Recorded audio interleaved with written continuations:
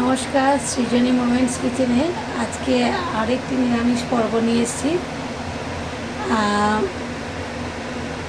নিরামিষ লাউ রান্না।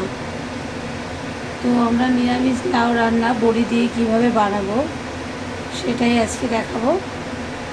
আর এইভাবে রান্না করলে রান্নাটাও খুবই সুন্দর হয় খেতে। আপনারা অবশ্যই এইভাবে লাউ রান্না করে খাবেন, আর কেমন লাগছে অবশ্যই বলবেন রান্নার কমেন্টস বক্সে।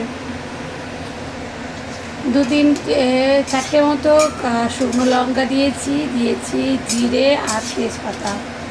এটাকে আমি একটু তেলে ভেজে এর মধ্যেই আমি আলুটা দিয়ে দেবো, আলুটাও ভেজে নেব। আর আগে থেকে আমি মুগ ডালের বড়াটা ভেজে রেখেছি কড়াতে, তো এর ওপরে আমি আলুটা ভেজে নেব। আলুটা আমি দিয়ে দিয়েছি আর এর সাথেই একবারে ভেজে নিচ্ছি। এর মধ্যে আমি অল্প হলুদ, অল্প জিরে এবং ধনে গুঁড়ো দিয়ে দেবো, দিয়ে আমি লাউটা তুলে দেবো।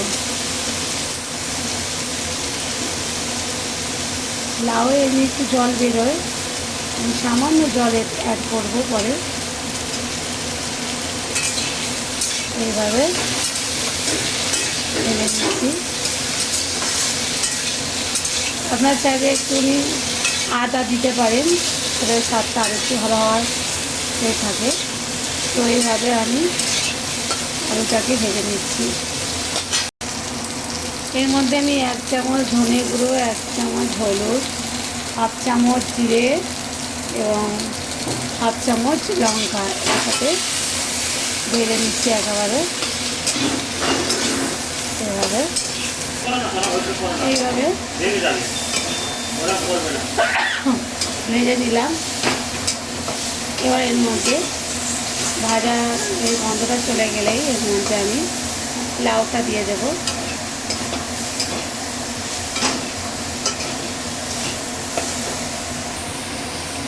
লাউটা দিয়ে দিয়েছি, মশলাটা ভেজে লাউটা দিয়ে দিয়েছি।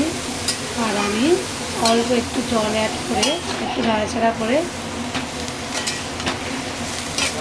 আমি চাপা দিয়ে দেব। দিয়ে দিলে এর মধ্যে জল, যেটুকু জল থাকবে সেটুকু বেরিয়ে যাবে।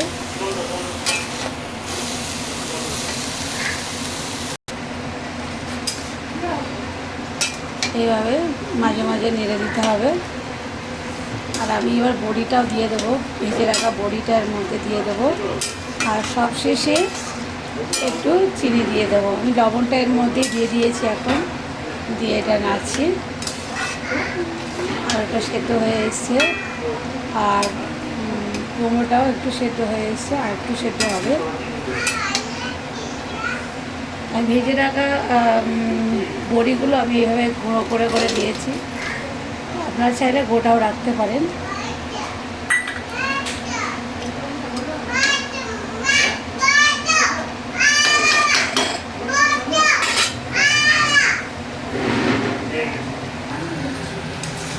একটু চিনি দিয়ে দিলাম। আর রান্নাটা আমার একদম প্রায় কমপ্লিটের দিকে। আমার আলু টালু সবই সেদ্ধ হয়ে গেছে, জলটা শুধু একটু শুকনো শুকনো হবে, তাহলেই তরকারিটা একদম কমপ্লিট। তো এইভাবে আপনারা অবশ্যই রান্না করবেন, করে জানাবেন কেমন হচ্ছে রান্না। অসাধারণ খেতে লাগে, খুবই ভালো লাগে।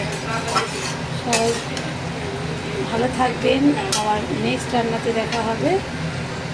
আমি একদম শুকিয়ে নেব, জলটা এক ফোঁটাও জল থাকবে না। ঠিক আছে, সবাই খুব ভালো থাকবেন, টাটা।